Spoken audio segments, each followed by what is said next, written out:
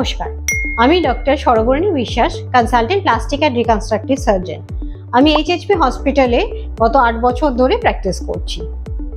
আজকে আপনাদের অনেকের মনে একটা কোয়েরি হয়তো আছে যে এই যে লাইপোসাকশন করা হয়, এই পেটের বেশি ফ্যাট হয়ে গেলে বের করে দেওয়া হয়, বা পরবর্তীকালে তার সঙ্গে সার্জারি যেটা লাগে, টামি টাকিং বলি, বডি কন্ট্রোলিং, এগুলো করলে কি কোনো ক্ষতি হতে পারে বা এগুলো করলে কি অসুবিধা দেখা দিতে পারে? আগেই বলে দিই, ক্ষতি বা কোনো অসুবিধার ব্যাপারই নেই। এটা একটা সেফ সার্জারি। এই ক্ষেত্রে আমরা যেটা করি, প্রথমে ফ্যাটটা গলিয়ে বের করে নিয়ে এবং পরবর্তীকালে সার্জারি করে এক্সট্রা স্কিনটা বাদ দিয়ে দিই। কমপ্লিকেশন বলতে কিছুই না, হয়তো সামান্য ব্যথা হতে পারে, কয়েকদিন হসপিটালে ভর্তি থাকতে হতে পারে, সেলাইয়ের জায়গাটাতে ইনিশিয়ালি একটু দাগ থাকবে যেটা আস্তে আস্তে মিলিয়ে যাবে, এইগুলোই। মেজর কমপ্লিকেশন খুব রেয়ার কেসেই হয়।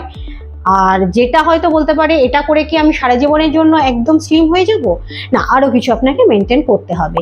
আপনি অপারেশন করে তারপরে যদি ঠিকমতো ডায়েট না করেন, ঠিকমতো এক্সারসাইজ না করেন, আবার একই জায়গায় ফ্যাট জমবে। সুতরাং সব জিনিসগুলোকে একসাথে নিতে হবে।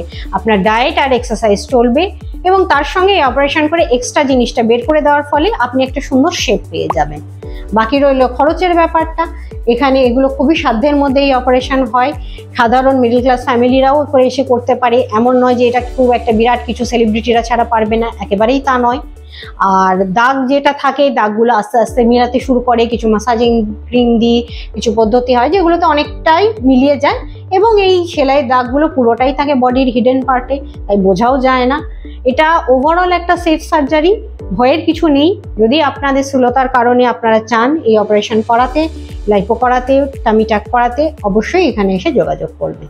থ্যাংক ইউ, নমস্কার।